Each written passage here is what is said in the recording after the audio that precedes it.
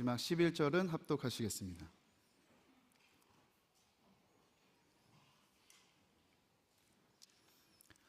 그들이 예루살렘에 가까이 와서 감람산 벳바게와 베다니에 이르렀을 때 예수께서 제자 중 둘을 보내시며 이르시되 너희는 맞은편 마을로 가라. 그리로 들어가면 곧 아직 아무도 타보지 않은 나귀 새끼가 매여 있는 것을 보리니 풀어 끌고 오라. 만일 누가 너희에게 왜 이렇게 하느냐 묻거든 주가 쓰시겠다 하라. 그리하면 즉시 이리로 보내리라 하시니 제자들이 가서 본즉 나귀 새끼가 문 앞 거리에 매여 있는지라. 그것을 푸니 거기 서 있는 사람 중 어떤 이들이 이르되 나귀 새끼를 풀어 무엇 하려느냐 하매 제자들이 예수께서 이르신 대로 말한대 예 허락하는지라. 나귀 새끼를 예수께로 끌고 와서 자기들의 겉옷을 그 위에 얹어 놓으면 예수께서 타시니 많은 사람들은 자기들의 겉옷을 또 다른 이들은 들에서 팬 나뭇가지를 길에 펴며 앞에서 가고 뒤에서 따르는 자들이 소리 지르되 호산나 찬송하리로다 주의 이름으로 오시는 이여 찬송하리로다. 오는 우리 조상 다윗의 나라여 가장 높은 곳에서 호산나 하더라. 예수께서 예루살렘에 이르러 성전에 들어가사 모든 것을 둘러보시고 때가 이미 저물매 12제자를 데리시고 베다니에 나가시니라. 아멘. 아멘. 네, 종려 주일 청년 예배에 오신 우리 모든 사랑하는 청년들, 예배자들 환영하고 축복합니다. 우리 특별히 예배 인도자 훈련을 12월부터 받고 있는 우리 귀한 지체들이 또 우리 신영경 간사님 직접 작사 작곡하신 굉장히 이 십자가 고난의 길, 주님의 이 고난 주간에 참 의미 있는 가사로 직접 작곡 작사하신 이 곡으로 하나님께 영광 올려드렸습니다. 여러분 우리 귀한 또 찬양 또 미디어로 이렇게 귀한 섬김해 주신 모든 인원들에게 감사드리고요. 여러분 보신 것처럼 오늘부터 종려 주일이 이제 시작이 되었습니다. 내일부터 고난 주간 한 주간을 거쳐서 우리는 이제 부활 주일을 맞이하게 될 것입니다. 여러분 특별히 이 고난 주간에도 여러분 은혜의 자리에 나오실 수 있겠습니다. 그리스도인들에게 있어서 이 고난 주간은 제가 여러분에게 일일이 다 설명하지 않아도 얼마나 큰 영적인 의미가 있는지에 대해서 여러분이 저보다 더 잘 아실 거라고 생각을 합니다. 여러분 한 주간 시간을 구별하시고 또 하나님 앞에 마음도 구별하셔서 하나님 앞에 정말 이 십자가 앞에 우리를 내어드리고 또 십자가 앞에서 우리를 점검하는 한 주가 되었으면 좋겠습니다. 무리와 제자들을 불러 이르시되 누구든지 나를 따라오려거든 자기를 부인하고 자기 십자가를 지고 나를 따를 것이니라. 아멘. 예수님께서 분명하게 우리에게 말씀하셨습니다. 여러분 우리는 주님을 구경하는 자가 아닙니다. 우리는 주님을 따라가는 자들인 줄 믿습니다. 구경하는 자는 무리입니다. 그러나 주님을 따라가는 자는 제자입니다.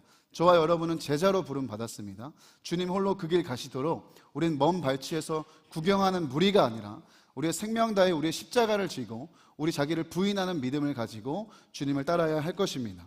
여러분 이 한 주간 정말 우리가 이 고난 주간 십자가 앞에 깊이 묵상하고 십자가를 깊이 묵상하고 십자가 앞에 섬으로 말미암아 이 십자가를 생생하게 경험함으로 말미암아 우리 안에 이 영적인 갱신과 또 영적인 회복이 있는 한 주가 되기를 예수님의 이름으로 축복합니다. 여러분 그리스도인이시죠? 여러분 그리스도인 맞습니까? 여러분 그리스도인이 누굽니까? 이 예수 그리스도와 함께 십자가에 연합하여 죽고 나는 죽고 예수로 살기로 이미 결정한 자들이 그리스도인인 줄 믿습니다. 여러분 이 고백에 있어서만큼은 그리스도인들이 불확실하면 안 되는 거예요. 우리는 십자가를 통과하기로 결정한 사람들이고 우리는 십자가에서 출발하기로 결정한 사람들입니다.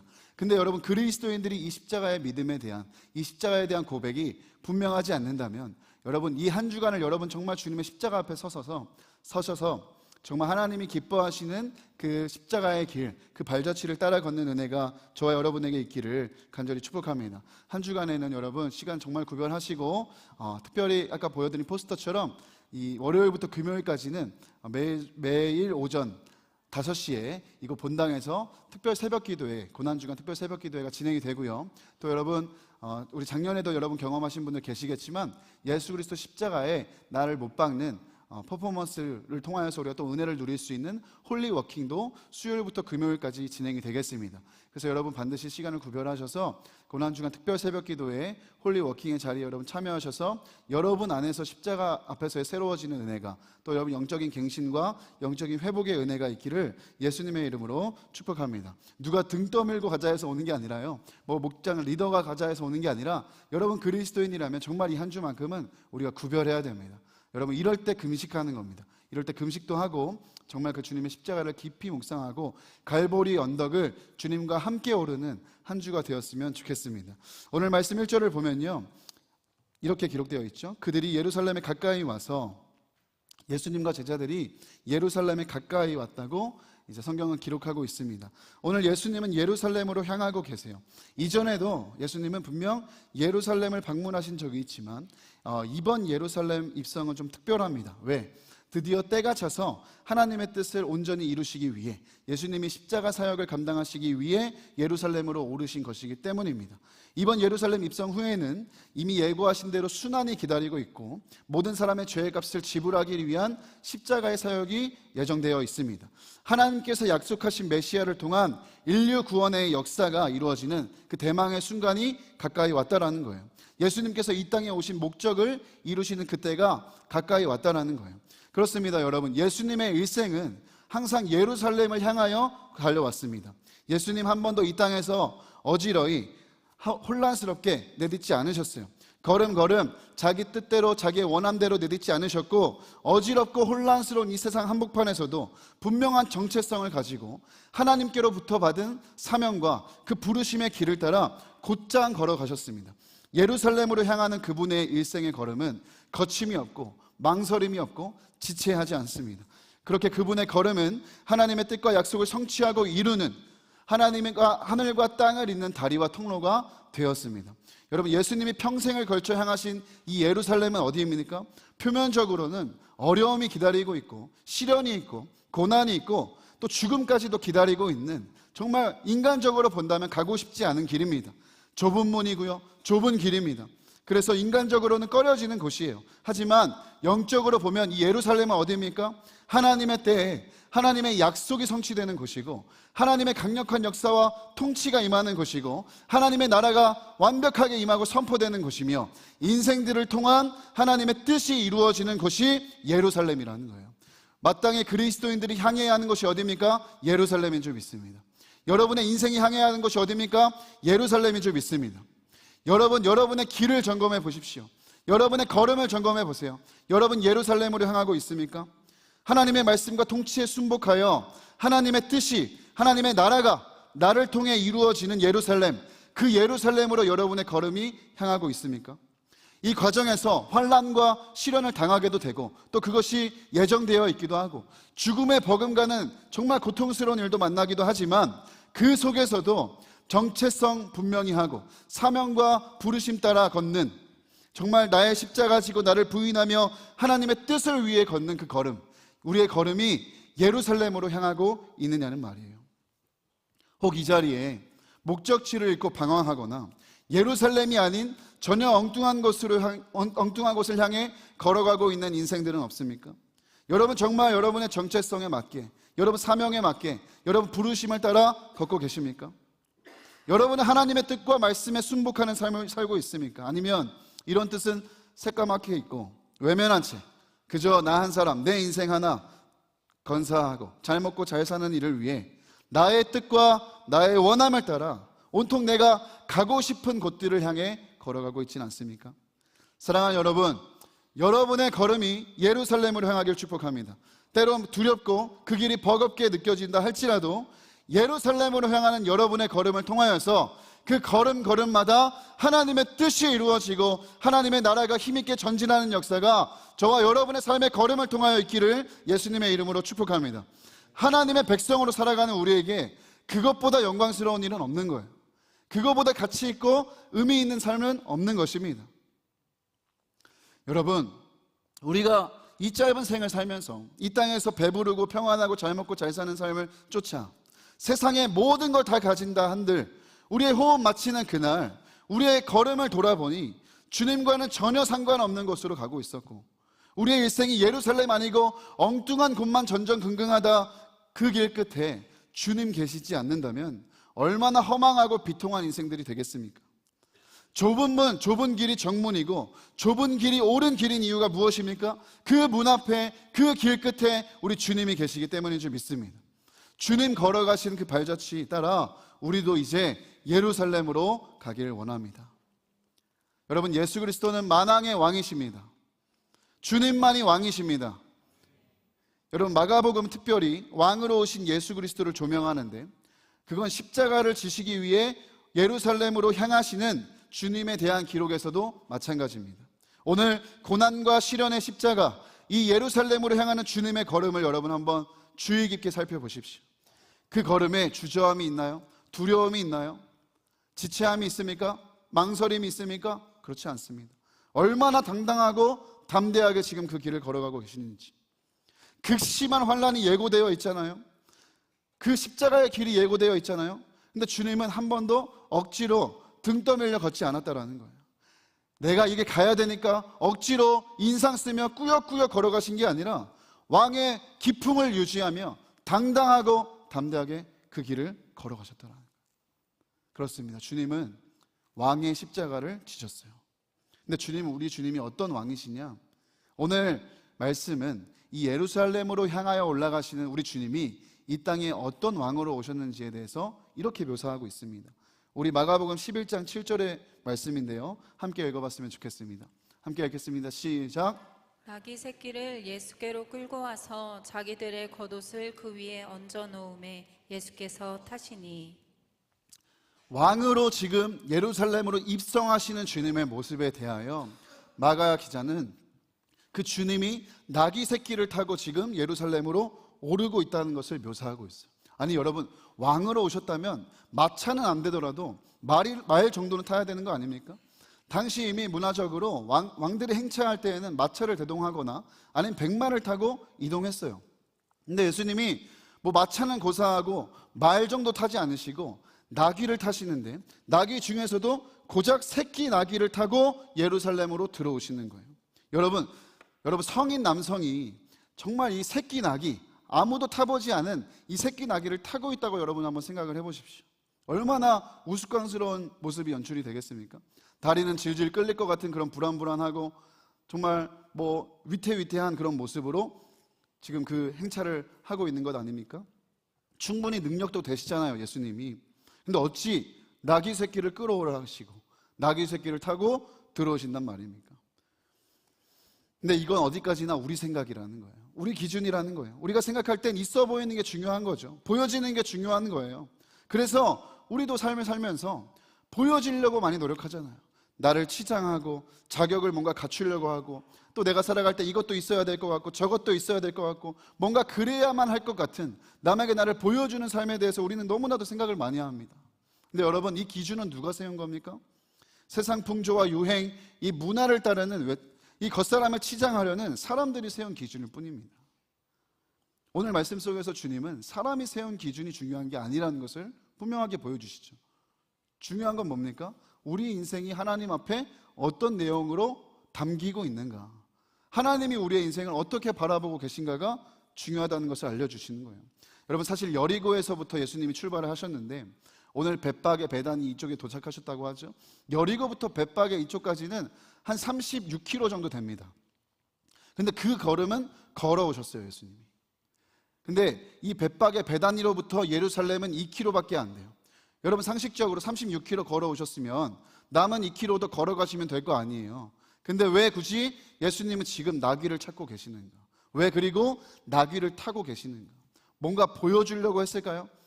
뭔가 왕의 모습을 흉내라도 내려고 예수님이 그렇게 하신 것일까요? 그렇지 않다라는 거예요. 그렇지 않다라는 거예요. 주님은 이 땅에 겸손의 왕으로 오셨다는 것을 보여주시려는 거예요. 여러분, 우리가 이 장면에서 사실 주님이 이 낮고 낮은 이 땅에 오신 것 자체가 겸손이라고 생각할 수 있습니다. 그래서 주님은 나귀를 타셨구나. 마차가 아니라, 말이 아니라, 그래서 주님은 보잘것없는 나귀를 타신 것이구나. 물론 그것도 아주 틀린 것은 아니지만요, 제가 오늘 여러분과 꼭 나누고 싶은 이 겸손은 무엇이냐? 여러분, 진짜 겸손은요, 하나님의 말씀에 순종하는 삶이라는 거예요. 여러분, 제가 진짜 여러분이랑 나누고 싶은 겸손은 뭐예요? 막 누가 사람들이 알아주고 칭찬하고 인정해주면 아니라고 손살에 치고 그렇게 물러나는, 단순히 낮아지고 낮은 자세로 낮은 태도로 살아가는 그런 겸손은 아니고, 주님이 오늘 보여주시는 겸손, 나를 낮추고 그걸 넘어서 나를 지우고 하나님 말씀이라면 순종하고 순복하는 삶, 하나님의 약속이 성취되는 일을 위해서라면 나를 내어드릴 수 있는 삶, 여러분, 그것이 진짜 겸손이라는 거예요.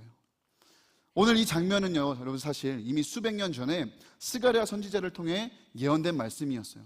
스가랴서 9장 9절의 말씀 우리 함께 읽어봤으면 좋겠는데요. 함께 읽어보겠습니다. 시작. 시온에 따라 크게 기뻐할지어다. 예루살렘에 따라 즐거이 부를지어다. 보라, 내 왕이 내게 임하시나니 그는 공의로우시며 구원을 베푸시며 겸손하여서 나귀를 타시나니 나귀의 작은 것 곧 나귀 새끼니라. 아멘. 여러분, 하나님은요, 구약 성경을 통해 예수 그리스도의 오심에 대해서 이미 너무나도 많은 예견을 하셨는데, 스가랴 선지자를 통해서도 마찬가지예요. 하나님께서 우리를 위해 보내주신 이 땅의 진정한 메시아 왕은 어떤 모습으로 오시냐? 공의로우시고 구원을 베푸시는 그 왕은 겸손하여서 나귀를 타고 들어오신다는 거예요. 근데 이 말씀, 이 스가랴 9장 9절의 말씀이 오늘 이 종려, 이 나뭇가지를 흔드는 그 백성들 앞에 예루살렘에 입성하신 예수님의 모습을 통하여 정확하게 이루어지는 거예요. 정확하게 성취되는 거예요. 겸손의 왕으로 오신 주님은 모든 걸음걸음을 하나님의 뜻과 약속을 이루고 하나님의 뜻에 순종하는 삶을 살아가셨어요. 여러분, 이것이 겸손이에요. 예수님 자신이 이 땅에 오신 목적에 대해 이렇게 분명히 요한복음에서 말씀하셨어요. 내가 하늘에서 내려온 것은 내 뜻을 행하려 함이 아니요 나를 보내신 이의 뜻을 행하려 함이니이다. 아멘. 주님은 자신의 뜻을 이루고자, 자신의 꿈을 이루고자 이 땅에 오신 분이 아니에요. 십자가마저도 주님이 원해서, 주님이 바래서, 주님이 꿈꾸셨던 것들을 이루신 게 아니라는 거예요. 주님은 오로지 하나님의 뜻, 나를 보내신 이의 뜻을 행하려 이 땅에 오셨다라고 주님은 분명하게 말씀하고 계세요. 한계에 있는 육신의 몸을 이 땅에 입고 오셔서 불완전한 이 땅에 살아가시며, 주님도 분명 이 땅에서 뜻의 충돌을 경험하셨어요. 내 뜻과 하나님의 뜻이 부딪히는 그 순간을 경험하셨다라고요. 그러나 주님은 뜻의 충돌을 경험할 때 어떤 태도를 보이셨습니까? 늘 아버지의 뜻을 우선하는 삶을 사셨어요. 우리가 너무나도 잘 아는 주님 붙잡히시기 전날 밤 겟세마네에서 정말 이 땀방울이 핏방울 되도록 기도하시고 간절히 기도하실 때 어떤 말씀을 하셨습니까? 이르시되 아빠 아버지여, 아버지께는 모든 것이 가능하오니 이 잔을 내게서 옮기시옵소서. 그러나 나의 원대로 마시옵고 아버지의 원대로 하옵소서.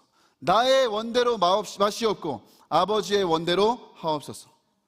평생 바라실 것이 없으셨던 그분께서 유일한 한 가지, 유일한 그 한 번의 뜻의 충돌, 하나님이 이번만큼은 간절하게 그렇게 끝까지 밀어붙일 수 있었던 이 뜻마저도 주님 어떻게 기도하셨다고요? 그러나 나의 원대로, 나의 뜻대로 마시옵고 아버지의 원대로, 아버지의 뜻대로 하옵소서. 그렇게 주님은 이 땅에서의 모든 걸음을 아버지의 뜻에 순종하는 걸음으로 살아가셨고 결국 아버지의 뜻을 온전히 이루어내셨다는 거예요. 바울은 그것을 갈라디아서 1장 4절에 이렇게 증거하고 있습니다. 그리스도께서 하나님 곧 우리 아버지의 뜻을 따라 이 악한 세대에서 우리를 건지시려고 우리 죄를 대속하기 위하여 자기 몸을 주셨으니, 십자가를 지심도 예루살렘으로 향하시는 그 모든 순간도 누구의 뜻을 따라 했다고요? 하나님 우리 아버지의 뜻을 따라 사셨다는 거예요. 사랑하는 여러분, 하나님 뜻에 순복하여 그 뜻을 이루는 삶, 내 뜻과 내 꿈 아닌 하나님의 뜻과 하나님의 꿈을 이루는 삶, 하나님 말씀에 그렇게 내가 온전히 순종하고 순복하는 삶, 그것이 우리 왕 대신 주님 걸어가신, 겸손의 왕이 걸어가신 발자취인 줄 믿습니다. 여러분, 이게 겸손이라는 거예요. 그리고 주님은 우리가 걸어가야 할 길에 대해서도 마태복음 7장 21절에 분명하게 말씀하셨죠. 우리 한번 같이 읽어보도록 하겠습니다. 함께 읽겠습니다. 시작. 나더러 주여 주여 하는 자마다 다 천국에 들어갈 것이 아니요 다만 하늘에 계신 내 아버지의 뜻대로 행하는 자라야 들어가리라. 아멘. 겸손의 왕이신 예수 그리스도의 걸음을 따라 오라는 거예요. 우리도 날마다 하나님 아버지 앞에 겸손한 자로, 하나님의 뜻대로 행하는 자로, 하나님의 뜻에 순복하는 자, 순종하는 자로 살라는 말씀인 줄 믿습니다. 여러분, 순종이 겸손입니다. 순종이 겸손입니다. 우리 옆 사람에게 한번 인사했으면 좋겠습니다. 순종이 겸손입니다. 순종이 겸손입니다. 그렇습니다. 정말이에요. 여러분, 겸손은 말로만 하는 게 아니에요. 척하는 거 아니에요. 흉내내는 거 아니에요. 순종하는가 안 하는가? 여러분이 하나님 뜻에 순종하는가? 여러분 겸손인가 아닌가는 여러분이 하나님의 뜻에 순복하는가 순복하지 않는가, 여러분이 하나님의 말씀에 순종하는가 순종하지 않는가를 보면 알 수 있는 거예요. 겸손의 반대말이 뭡니까? 교만이에요. 교만한 사람은 어떤 사람이에요? 불순종하는 사람이에요. 절대 굴복하지 않아요. 끝까지 자기가 옳다 여겨요. 끝까지 자기가 살아 자기 자신을 고집하고 내세워요. 그게 교만한 사람들의 모습이잖아요. 자기의 신념, 판단, 경험, 고집 내려놓지 못하고 끝까지 불순종을 일삼아요. 그러나 겸손한 사람은 순종하는 사람입니다. 여러분, 주님의 겸손을 배우길 원하십니까? 겸손의 왕 주님처럼 살아가길 원하세요? 그렇다면 여러분, 점검하세요. 나는 오늘 하나님 말씀에 어떻게 순종하고 있는가? 나는 어떻게 순복하고 있는가? 내 안에 내가 살아서 교만하려고 할 때, 불순종하려고 할 때 여러분, 십자가를 바라보세요. 십자가를 쳐다보세요. 그 십자가로 향하신 주님의 걸음을 생각해 보세요. 그리고 그 주 예수 그리스도의 마음을 품는 저와 여러분 되었으면 좋겠어요. 빌립보서 2장 5절부터 8절의 말씀에 너희 안에 이 마음을 품으라. 곧 그리스도 예수의 마음이니 그는 근본 하나님의 본체시나 하나님과 동등됨을 취할 것으로 여기지 아니하시고 오히려 자기를 비워 종의 형체를 가지사 사람들과 같이 되셨고 사람의 모양으로 나타나사 자기를 낮추시고 죽기까지 복종하셨으니 곧 십자가에 죽으심이라. 여러분, 꺾여야 하는 건 십자가가 아니라 내 뜻입니다. 꺾어져야 하는 건 하나님의 뜻이 아니라 내 뜻이라는 거예요. 잘못된 건 하나님의 뜻과 말씀이 아니라 그 말씀에 오늘도 순복하지 못하는 나의 교만인 것입니다. 저와 여러분의 순종이 날로 갈수록 쉬워지고 날로 갈수록 자연스러워지고 날로 갈수록 빨라지기를 축복합니다. 다른 건 모르겠고 그냥 주님이 말씀하셨고 주님 내 안에 마음 주셨으면 일단 그냥 아멘으로 받고 머리부터 들이미는 거죠. 그런 순종, 예수 그리스도의 겸손 닮아가는 저와 여러분 되었으면 좋겠습니다. 여러분, 주님을 위해 우리가 무언가를 드릴 수 있다는 것, 우리가 주님 앞에 순종하여 내어드릴 수 있다는 것은 가장 영광스러운 일이기도 합니다. 오늘 본문의 나귀처럼 말이죠. 우리 마가복음 11장 2절과 3절의 말씀을 한번 같이 읽겠습니다. 한번 읽어보겠습니다. 시작. 이르시되 너희는 맞은편 마을로 가라. 그리로 들어가면 곧 아직 아무도 타보지 않은 나귀 새끼가 매어 있는 것을 보리니 풀어 끌고 오라. 만일 누가 너희에게 왜 이렇게 하느냐 묻거든 주가 쓰시겠다 하라. 그리하면 즉시 이리로 보내리라 하시니. 아멘. 여러분, 오늘 본문에 등장하는 나귀는 모든 역사를 통틀어 가장 영광스러운 동물입니다. 왜요? 만왕의 왕이신 예수님이 타셨으니까요. 근데 여러분, 사실 나귀는 별 볼 일 없는 동물입니다. 짐이나 싣고 다니는 지극히 평범한 동물이죠. 그런 나귀 중에서도 새끼 나귀예요. 얼마나 연약하고 볼품이 없겠습니까? 겁이 많고 고집스러운 나귀는 그저 허드렛 일을 하는 가축에 불과합니다. 근데 예수님은 그 나귀를 찾으시는 거예요. 왕의 행차에 쓰시겠다는 거예요. 하나님의 약속을 성취하는 통로, 그 통로로 나귀를 쓰시겠다는 거예요. 근데 여러분, 우리 아까 읽었던 스가랴 말씀도 생각해 보면 나귀 외에는 방법이 없는 거예요. 이 나귀가 아니면 안 되는 거예요. 제 아무리 화려하고 대단한 백마, 여러분 마차, 삐까뻔쩍한 마차 의미 없습니다. 왜요? 말씀이 성취되는 일에 있어서 이 나귀 외에는 다른 선택사항이 없는 것이기 때문이에요. 그래서 주님은 그 나귀를 찾으시는 거예요. 여러분, 제가 한 주간 이 말씀을 보면서 얼마나 큰 은혜가 되었는지 몰라요. 여러분, 우리 인생이 하나님 앞에 내놓으면 진짜 보잘것없고 연약한 나귀 같은 인생 아닌가요? 여기 하나님 앞에 뭐 내세우고 자랑할 만한 백마 같은 어떤 그 깃털을 자랑하며 달릴 수 있는 인생이 얼마나 있겠습니까? 그저 우리 하나님 앞에 죄인이고 다 거기서 거기고 한계 많고 연약하고 사납고 고집스럽고 추잡하고 그렇고 그런 인생들이잖아요. 나귀 같은 인생이라는 거죠. 근데 오늘 그런 나귀 같은 우리를 주님이 찾으시고 부르신다는 거죠. 우리가 아니면 안 된다고 하시는 거예요. 주님 이렇게 말씀하시는 거예요. 3절에 주가 쓰시겠다 하라. 주께서 쓰시겠다 하라. 내가 쓰겠다 하라. 주님이 우리 인생 쓰셔서 하나님의 뜻과 약속을 이루는 통로로 삼으시겠다는 거예요. 이게 얼마나 영광스러운 일입니까? 이보다 더 믿을 수 없는 은혜가 있습니다. 그게 뭔지 아세요? 그런 나귀 같은 우리를 위해 어린 양 예수 그리스도가 피 흘리셨다는 거예요. 출애굽기 13장 13절 말씀에 보면 이런 말씀이 있습니다. 우리 한번 읽어볼까요? 시작. 나귀의 첫 새끼는 다 어린 양으로 대속할 것이요 그렇게 하지 아니하려면 그 목을 꺾을 것이며 내 아들 중 처음 난 모든 자는 대속할지니라. 아멘. 한 주간 이 말씀을 준비하면서 이 말씀을 보는데 굉장히 의아한 거예요. 출애굽기 13장에서 주님은 구별하고 성별하는 일에 대해서 어떤 처음 난 것, 그리고 수컷, 다른 동물들에 대해서 이렇게 뭉뚱거려서 얘기하시는데 13절에 갑자기 나귀만 얘기하시는 거예요. 이 나귀의 첫 새끼는 어린 양으로 대속을 해야 된다. 나귀는요, 원래 율법에 따르면 부정한 짐승이에요. 하나님께 성별되지 않으면 목이 꺾여 죽을 운명입니다. 모든 나귀가요. 근데 이 나귀가 살 수 있는 방법이 있습니다. 사는 것뿐만 아니라 사람과 가까이 지낼 수 있는 방법, 주인과 가까이 지낼 수 있는 방법이 있는데 그게 뭐예요? 어린 양이 나귀를 대신해서 피를 흘리면 되는 거예요. 나귀를 위해 어린 양이 피를 흘리면 그 어린 양의 피값으로 나귀가 정결하게 돼서 살기도 하고 주인이 쓸 수 있는 도구가 되는 거예요. 가축이 되는 거예요. 여러분, 부정한 우리를 위해, 이 나귀 같은 우리를 위해 어린 양 예수 그리스도께서 피 흘려 주셔서 우리가 살게 되었을 뿐만 아니라 이 볼품없는 인생이 위대하고 놀라우신 하나님의 뜻을 이루는 통로로 쓰임받을 수 있다는 것. 여러분, 이게 얼마나 영광스럽고 감사한 일입니까? 우린 예수 그리스도의 피값을 주고 사신 존재들이라는 거예요. 오늘 나귀를 끌어오라는 말씀하시는 주님, 나귀를 끌어오라, 나귀를 끌어오라 말씀하시는 주님, 얼마나 당당하세요. 여러분 지금 생각해 보세요. 가서 저기 나가서 저 차를 끌어와라, 저 차를 가져와라.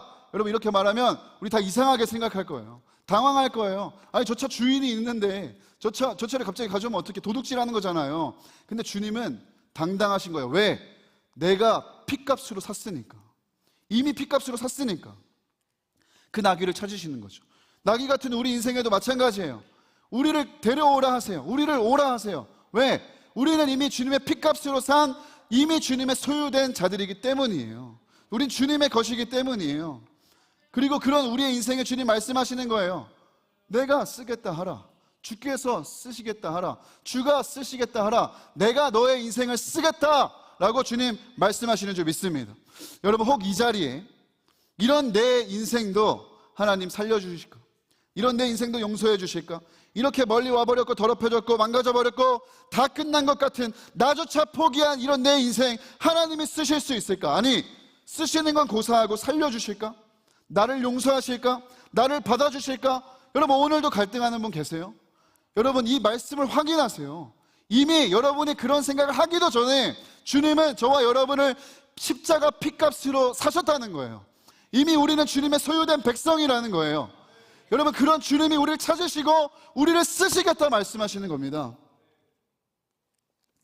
그 나귀를 끌어오라.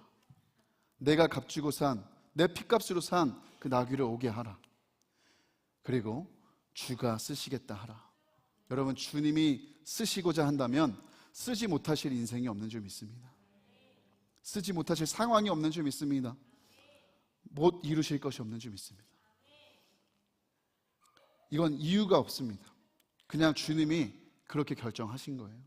주님이 사랑하시겠다고, 살리시겠다고, 쓰시겠다고 결정하신 거예요. 그러면 그냥 그렇게 되는 거예요. 나귀 같은 저와 여러분, 주님이 그렇게 말씀하시는 겁니다. 제가 늘 마음 한켠에 새기고 살아가는 믿음의 선배님 몇 분이 계신데요, 그분들은 저를 모릅니다. 저는 그분들을 너무 존경하고 사랑하죠. 그중 한 분이 짐 엘리엇이라는 선교사님이에요. 엘리트 출신의 이 젊은 선교사님, 오지 선교를 위해서 에콰도르 정글로 친구들과 함께 들어갔다가 부족민들을 만나자마자 제대로 복음 한번 못 전해보고 잔인하게 창끝에 실려 순교하셨어요. 그분이 1948년 23살 때 그 일기장에 기록된 기도문 중에 이런 기도문이 있습니다. 제가 한번 읽어드리겠습니다. 하나님, 마른 막대기 같은 하게 하소서. 저는 오래 사는 것을 원치 않습니다. 다만 주 예수님처럼 온전한 삶을 원합니다. 아버지, 제 생명을 취하소서. 주님 뜻이라면 제 피를 취하소서. 주님의 삼키는 불로 제 피를 태우소서. 제 것이 아니기에 아끼지 않겠습니다. 주님, 가지소서. 제 생명을 세상을 위한 희생으로 부으소서. 피는 주님의 제단 앞에 흐를 때만 가치 있는 것입니다. 주님은 그의 기도를 사용하셔서 그의 순교 이후에 그 부족의 복음화를 이루어 주셨습니다. 자신을 지킬 수 있었던 총을 소유하고 있었음에도 총을 뽑지 않았던 그는 순교를 맞이하였고, 정말 그의 기도대로 이 마른 막대기 같은 인생에 불이 붙어 그 부족의 복음화를 이루는 통로가 되었습니다. 여러분, 제가 금요일 3040 아카데미 때도 말씀을 드렸지만 우리 인생은요, 모세의 손에 들린 80세 노인 할아버지 손에 들린 지팡이 같은 인생이에요. 특출나고 대단할 것 없는, 그냥 광야에서 구할 수 있는 나무 하나 주워다가 대충 깎아 만든 그런 지팡이 같은 인생이에요. 너무 많이 짚고 다녀서 닳아 없어졌을 수도 있고요, 여기저기 치느라 상처나고 기스가 났을 수도 모르겠습니다. 먼지나 진흙이 묻어 더러워졌을 수도 있고, 파이고 깨진 흔적도 있을 수 있겠습니다. 근데 그런 지팡이 같은 인생이라도 하나님이 쓰시기로 작정하면, 하나님이 붙드시면 던지면 뱀이 되고, 들면 홍해가 갈라지고, 치면 물이 터지는 통로가 되었다는 거예요. 여러분, 주님을 믿으세요. 주님을 신뢰하세요. 두려워하지 마시고 고민하지 마시고 아까워 말고 주님께 내어드리세요. 그분이 쓰시겠다 안 합니까? 그분이 쓰시겠다 안 합니까? 믿고 내어드리십시오. 여러분 잘 아시는 것처럼 지난 한 주간 저는 완도 선교에 다녀왔습니다. 이 100여 명의 청장년 성도님들이 이제 박정철 목사님 심우하신 오직 예수교회 중심으로 이제 농사돕기, 임의영 봉사, 시설 보수 등의 사역을 하고 왔어요. 우리 사진도 몇 장 넘겨주실까요? 네, 저는 이제 3040 아카데미 강의가 있어서 일찍 올라왔지만 이렇게 이제 같이 고추 농사도 짓고 임의영 봉사도 하고, 그렇게 성도님들이 다 함께 이 완도 지역의 복음화를 위해서 정말 우리가 힘을 다해 선교하고 왔습니다. 네, 익숙한 분도 계시죠? 저 사진을 이렇게 부탁을 드렸는데 저런 사진을. 네, 여러분, 이 고추 농사를 해보니까요, 왜 고추 농사가 악명이 높은지 알겠더라고요. 이게 종일 쭈그려서 해야 되다 보니까 막 허리랑 무릎이 너무 아픈 거예요. 제가 또 체중도 많이 불었잖아요. 그래서 더 힘든 거예요. 근데 여러분, 이번 완도 선교 역시 정말 제 평생에 절대 잊지 못할 선교 현장이 되었어요. 모든 선교가 그렇지만요, 특별한 은혜가 있었기 때문이에요. 네, 지금 보이시는 이 박정철 목사님, 우리가 이제 하루 동안 농사를 짓고 저녁을 먹고 매일 저녁마다 부흥회를 했거든요. 근데 이 박정철 목사님 계시는 그 집에서 이제 이쪽엔 이렇게 자매님들, 이쪽엔 형제님들 이렇게 따로따로 앉아가지고 그곳에서 이제 예배를 드리는데, 뜨겁게 같이 찬양하고 이제 박정철 목사님 매 저녁마다 부흥회 인도해 주시고 말씀을 전해 주시고, 그렇게 해서 하루를 마무리하는 그런 시간들이었어요. 제가 갔던 수요일도 여느 때와 마찬가지로 그 예배가 드려지고 있었습니다. 근데 상상도 못했던 일이 일어난 거예요. 뭐냐면 이 수요 예배 시간에 박정철 목사님께서 고린도후서 9장의 연보에 대한, 헌금에 대한 설교를 하시고 폭탄 선언을 하신 거예요. 청년 교회를 위해, 정말 이 땅의 청년들을 위해 자기가 모아놓은 이 금액을 헌금하고 싶다. 그러면서 제가 정확하게 오픈해 드릴 수는 없지만 어마어마한 금액의 헌금을 하셨어요. 그 자리에서. 그 자리에 있던 모두가 당황했습니다. 저희 담임 목사님 같이 가셨는데 담임 목사님도 너무 놀라시고 저도 놀라고 다 놀라고, 박정철 목사님만 신나셨어요. 얼마나 행복한 모습으로 헌금을 하시던지. 근데 그 자리에 있는 사람들은 다 눈물바다가 됐어요. 왠지 아세요? 여러분, 고추 농사 반나절만 해보세요. 근데 그 고추 농사를 힘겹게 지으시고 수개월 동안 먹을 거 안 먹고 쓸 거 안 쓰고 심지어 병원비까지 아껴가며 모은 그 돈으로 목사님이 그렇게 말씀하시는 거예요. 청년들 너무 힘들고 어려운 청년들 많은데 청년들 살려달라, 청년들을 위해 써달라. 너무 감당이 안 돼서 계속 거듭 인사를 드렸습니다. 감사하다고, 너무 존경한다고. 근데 목사님 그러시는 거예요. 아니, 하나님이 말씀 주셔서, 하나님 마음 주셔서 자기는 순종만 했다는 거예요. 이 영광을 하나님이 받으실 것이, 자기한테 인사하지 말라는 거예요. 자기는 하늘의 상급을 쌓았을 뿐이고 하나님은 그냥 말씀하신 대로 순종만 했다는 거예요. 여러분, 이미 이 박정철 목사님 작년 11월에 저희 교회 다음 세대를 위해 1,500만 원의 헌금을 하셨거든요. 근데 작년 11월에요. 그러니까 그로부터 이 짧은 기간 동안에 정말 그 어마어마한 금액을 모으셔서 헌금을 하셨다는 거. 드시고 싶은 거 안 드시고 그렇게 다 아끼셔서 하신 거예요. 얼마나 그 모습을 보면서 눈물이 나고 부끄러워서 고개를 못 들고 그 예배 시간 내내 울고 있었습니다. 그러면서 생각해 보게 됐어요. 나는 지금 어떤 삶을 살고 있는가? 내 인생은 어디를 향해 가고 있는 것인가? 나는 얼마나 하나님 앞에 교만하게 살고 있는 것인가? 도대체 주님 앞에 무엇 때문에 나의 것을 더 내어드리지 못하고 있는 것인가? 돌아보고 회개하게 된 거예요. 정말 눈앞에서 십자가의 그 예수님의 발자취를 따라 걷는 분을 직접 만나고 나니까 정말 감격스럽고 존경스럽기도 하지만 한편으론 얼마나 제가 부끄럽고 제 삶이 회개가 되던지, 제가 이곳에서 하고 있는 걱정이요, 고민이요, 힘들다 말하는 불평하는 일들이요, 전 그 목사님 앞에서 너무 사치스러운 일이라는 것을 발견하게 됐어요. 그러면서 어떻게 하면 나도 저렇게 진짜 순전하게 생명 다해 주님 사랑하고 따라갈 수 있을까? 어떻게 하면 나도 내가 가고 싶은 곳, 내가 걷고 싶은 길 아니라 정말 십자가의 길, 그 주님의 발자취를 따라 걸어갈 수 있을까? 정말 어떻게 하면 저렇게 주님이 마음 주셨을 때 정말 고민 안 하고 망설이지 않고 순종하는 삶을 살아갈 수 있을까? 내어드리고 다 내어드리고 아낌없이 내어드리는 삶을 살아갈 수 있을까? 그 고민을 해보게 된 것입니다. 여러분, 예수님 입성하신, 예루살렘 입성하신 종려주일입니다.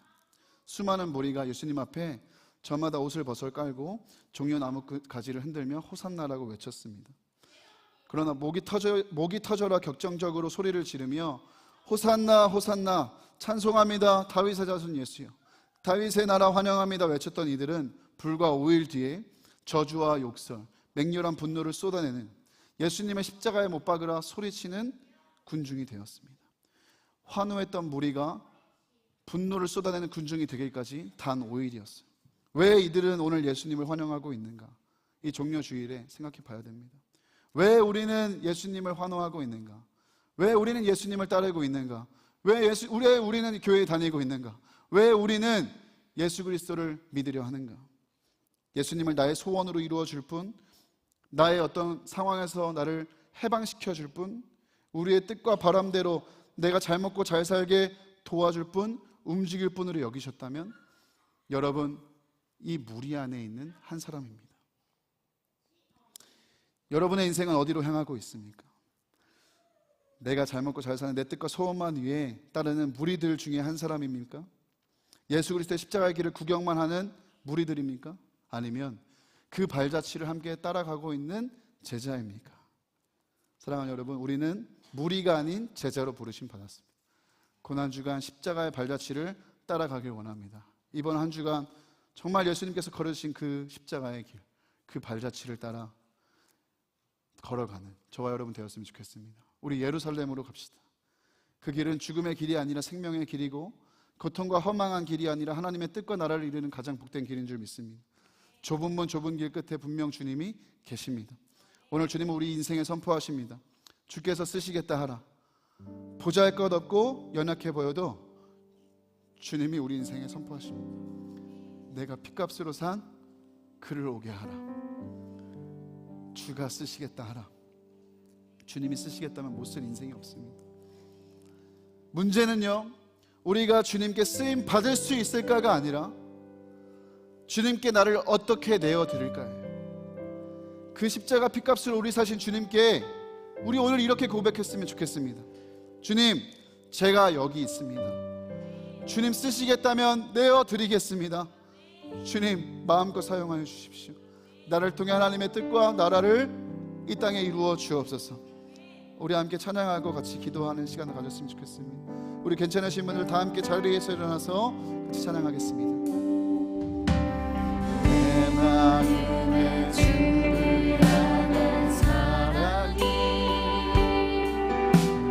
나의 맘에 주가 주신 진리요 나의 눈에 주의 눈물 채워주소서.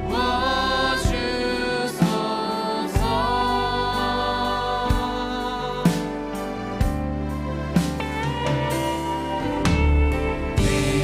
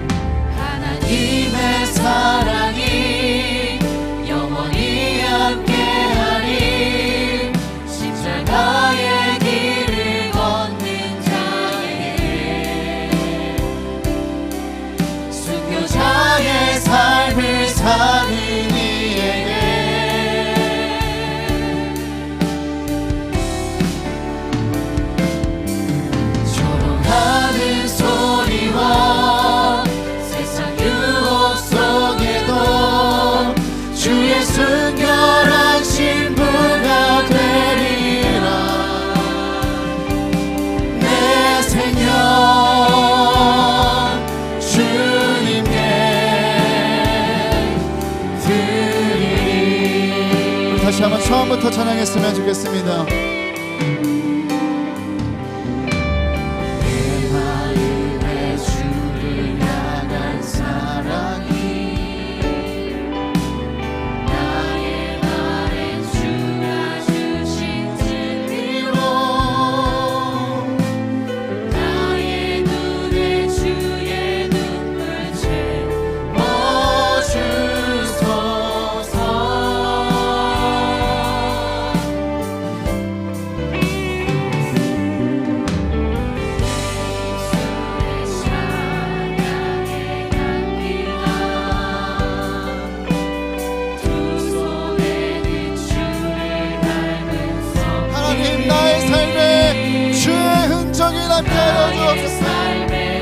나의 삶을 통하여 주님이 드러나게 하여 주옵소서. 우리 그 십자가의 길을 열탈하며 함께 고백합니다. 하나님의 사랑이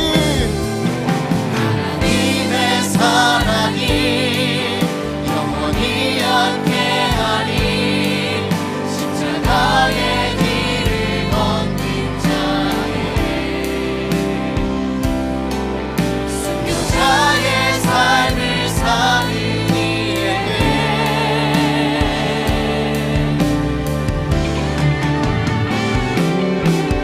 조용하는 소리와 세상 유혹 속에도 주의 순결한 신부가 되리라.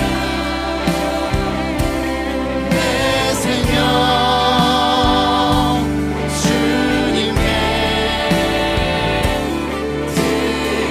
다시 한번 결단하며 고백합니다.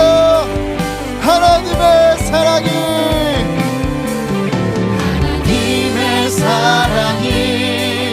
영원히 함께하니 십자가의 길을 걷는 자.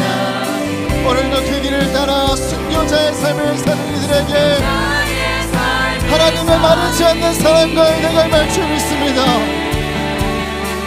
세상의 조롱하는 소리와 유혹 속에도 조롱하는 소리와 세상 유혹 속에도 우리는 주님의 순결한 신부로 살길 원합니다. 그리스도인으로 살길 원합니다. 내 생명 주님께 우리 마지막으로 힘을 다하며 고백합니다. 주님, 우리도 주님의 길을 따라가겠습니다. 하나님의 사랑이 영원히 함께하니 십자가의 길을 걷는 자에게 순교자의 삶을 사는 이에게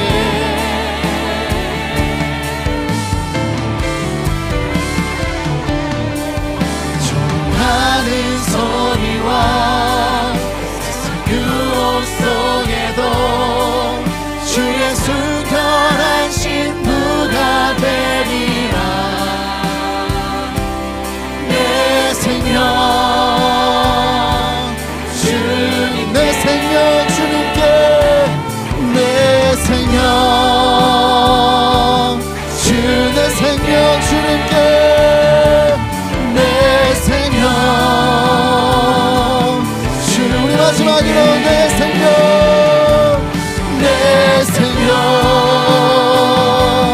주님께 드리니. 우리 시간 말씀 붙들고 먼저 함께 기도할 때, 하나님, 오늘 우리가 바쁘게 살아가지만 아버지, 바쁜 나의 삶은 어디를 향해 가고 있습니까? 온통 내가 가고 싶은 곳, 내 뜻과 바람을 쫓아 엉뚱한 곳을 방황하는 인생은 아닙니까? 하나님, 예루살렘으로 가길 원합니다. 예루살렘으로 향하길 원합니다. 하나님의 뜻이 이루어지는 곳, 나를 통하여 하나님이 일하시는 곳, 이 땅에 하나님의 나라와 뜻이 임하는 통으로 쓰임받는 곳, 하나님, 그 예루살렘으로 향하는 내가 되게 하여 주옵소서. 하나님, 내가 원하는 길이 아닌 주님 걸어가신 예루살렘으로 향하는 나의 인생이 되게 하여 주옵소서. 우리 주님의 이름으로 들고 간절히 기도하며 나아갑니다. 주여, 사랑하신 아버지 하나님,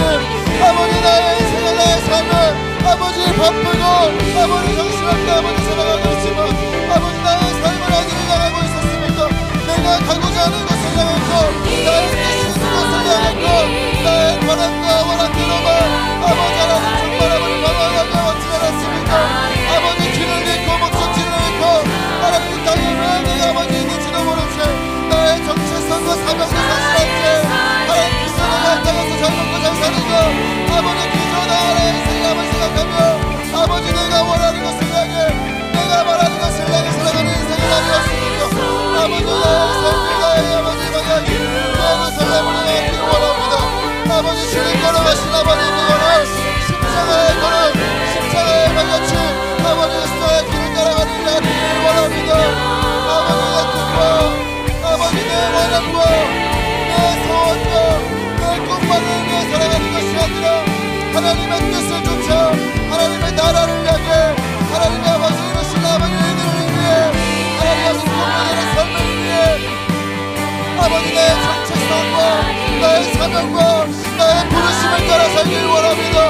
하나님 엉뚱한 것을 향하며 방황했던 아버지 나의 인생들을 정리되게 하시고 아버지 정말 아버지 예루살렘을 향하여 아버지의 뜻이 이루어지는 것 하나님의 나라가 임하는 것 아버지 놀라운 역사와 아버지 예수의 사역을 하며 펼치시는 그 예루살렘을 향하는 나의 인생이 되게 하여 주옵소서.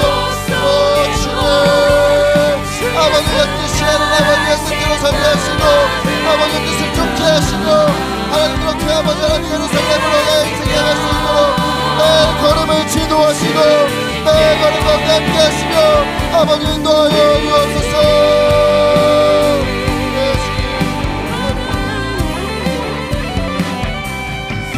두 번째로 함께 기도할 때 여러분 이 땅에 예수님은 만왕의 왕으로 오셨습니다. 겸손의 왕으로 오셨습니다. 여러분 우리가 주님의 겸손을 배우고 담기를 원합니다. 하나님 그저 낮은 모습만 아버지 갖는 것이 아니라 하나님 주님 보여주셨던 겸손처럼 하나님 뜻과 하나님 말씀에 순종하고 순복하는 내가 되게 하여 주옵소서. 꺾여져야 하는 것은 하나님의 뜻이 아니라 나의 뜻인 줄 믿습니다. 내 고집이 꺾여져야 됩니다. 내 안에 불순종하는 교만이 꺾여져야 될 줄 믿습니다. 하나님 말씀과 뜻이라면 하나님 사랑함으로 기꺼이 순종하는 겸손한 자로 살게 하여 주옵소서. 우리 주님의 이름을 부짓고 같이 기도합니다. 주여 아버지 주님이 걸어가신 걸음걸음을 아버지 기억합니다. 아버지 땅에 오셔서 만왕의 왕으로 오신 아버지 주님은 겸손하여서 나귀를 타고 아버지 예루살렘을 인도하였습니다. 아버지 모든 인생의 걸음걸음 아버지 예수 그리스도께서 보여주셨던 것처럼 아버지 정말 주님의 겸손을 따라 살아가는 내가 되기를 원합니다. 그저 낮고 낮은 모습뿐만 아니라 낮은 자세뿐만 아니라 하나님의 말씀에 순복하고 하나님의 말씀에 순종하고 하나님의 뜻이라면 아버지 붙들고 순종할 수 있는 아버지 즉각적으로 순종할 수 있는 진정한 겸손한 자로 겸손한 그리스도인으로 살게 하여 주옵소서. 아버지 나의 교만을 꺾어주십시오.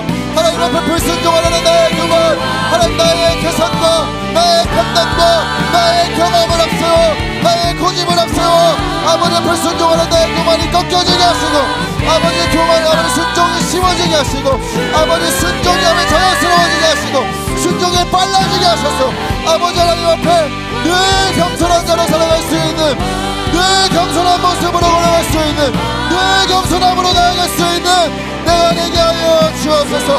하나님 모든 걸음걸음을 겸손으로 걸어가신 주님 나는 내게 와서 배우라 나는 마음이 오냐고 겸손하다 말씀하였사오니 아버지 우리에게 겸손을 가르치시고 주 예수 그리스도의 마음을 품음으로 말미암아 주님 기뻐하시는 겸손한 삶으로 살게 하여 주옵소서. 아멘.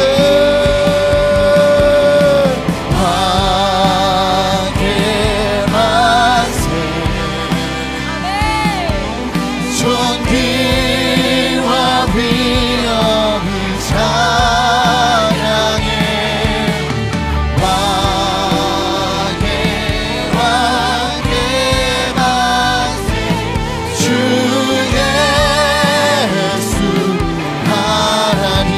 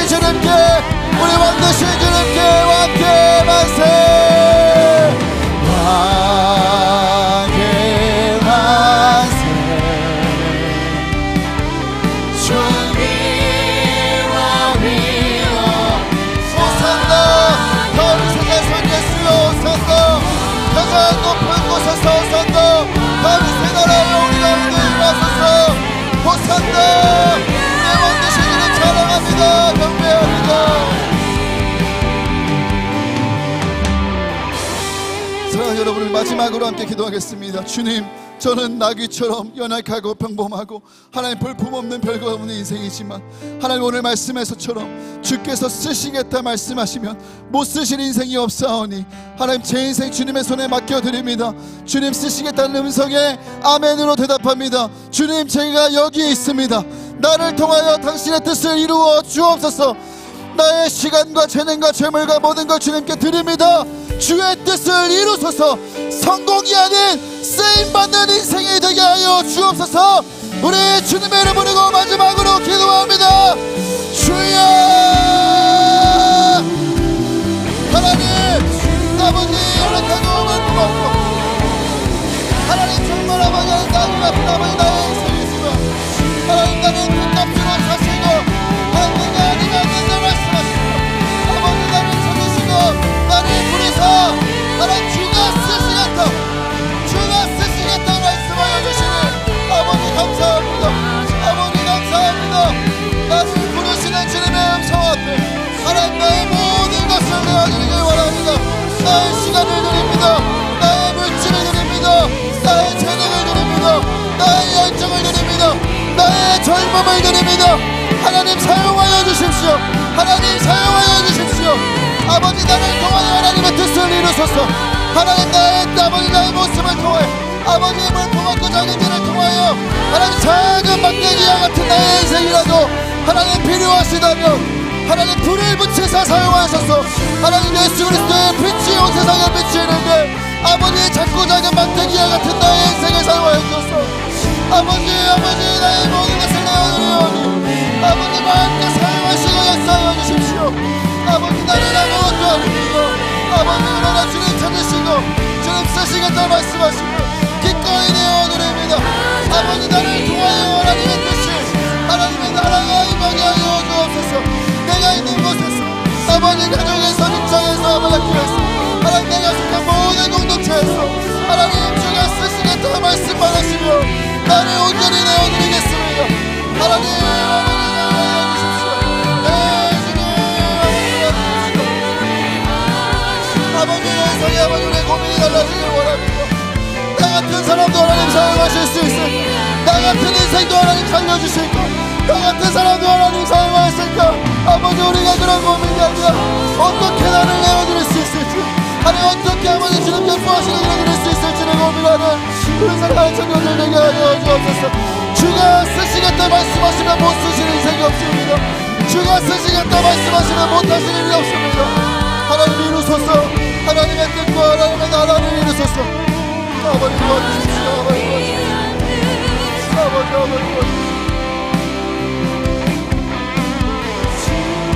아버지 도와주십시오.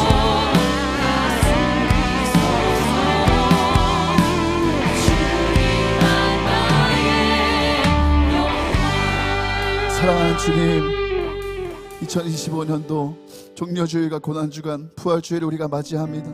하나님 매년 돌아오는 이 한 절기로 그냥 지나지 않게 하시고 하나님 매년 우리가 이 시기를 지날 때마다 우리 안에 영적인 각성이 있게 하시고 아버지 영적인 갱신이 있게 하시며 우리가 영적으로 회복되는 시간이 되게 하여 주옵소서. 하나님 올해도 주님 올라가신 그 갈보리 언덕을 함께 오르며 정말 아버지 피 묻은 주님의 십자가가 생생하게 경험되고 체험되는 이 시간이 되길 원합니다. 아버지 하나님 오늘 이 종려주일 아버지 말씀을 통하여서 아버지 평생을 예루살렘으로 향하신 예수님의 삶을 보며 아버지 우리의 삶을 돌이켜 회개합니다. 또 다음 새롭게 결단합니다. 내 뜻대로 내가 원한 대로만 걷는 인생이 아니라 내가 원하는 것으로만 향하다 길을 잃고 방황하는 인생이 안 되는 것이 아니라 하나님 우리가 부름 받은 대로 우리가 사명을 받은 대로 우리의 정체성대로 하나님의 뜻을 이루는 것 하나님의 나라가 임하는 것 하나님 그곳의 통로가 되는 아버지 그리스도인들로 하나님의 백성들로 자녀들로 살게 하여 주옵소서. 그렇습니다. 주님 예루살렘으로 향하길 원합니다. 예루살렘으로 우리의 인생이 향하길 원합니다. 잘못되었던 인생의 방향들이 있다면 주님 수정하여 주시고 아버지 이제 정말 주님 기뻐하시는 인생의 방향대로 나아가는 우리의 삶이 되게 하여 주옵소서. 아버지 우리 만왕의 왕으로 이 땅에 오셨지만 겸손의 왕으로 이 땅에 오사 하나님 우리에게 진정한 겸손이 무엇인지를 보여주신 우리 주님의 걸음을 발자취를 기억합니다.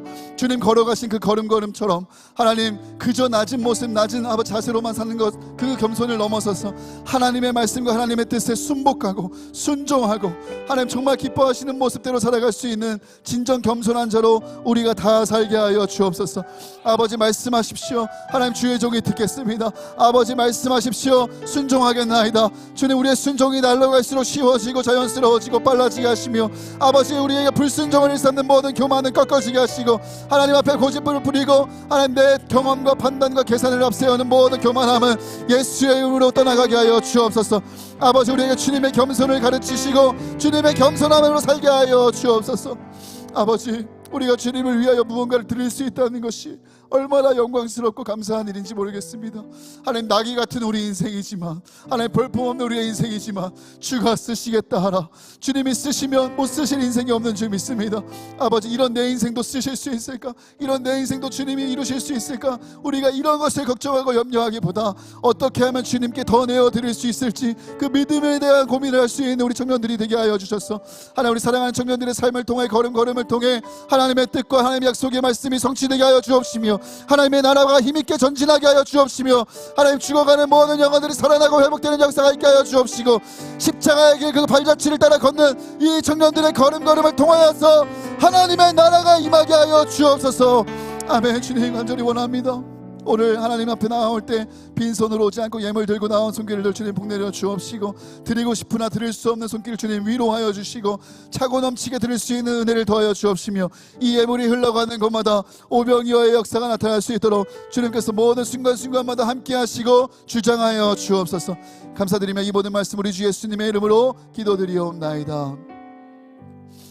이제는 우리 주 예수 그리스도의 크신 사랑과 아버지 하나님의 무한하신 사랑하심과 성령님의 내주 감동 교통 충만하게 역사하심의 은혜가 오늘 말씀을 듣고 예루살렘으로 인생의 방향을 수정하고 주님의 겸손을 따라 나귀 같은 인생이 오나 주님 손에 다 내어드리기로 결단한 우리 모든 시냇가 푸른 청년교회 예배자들 머리머리 위에와 시냇가 푸른 나무 교회 위에와 한국교회 위에와 세계 열방에 있는 모든 교회들 위에 이제로부터 함께 하시기를 간절히 축원하옵나이다. 아멘.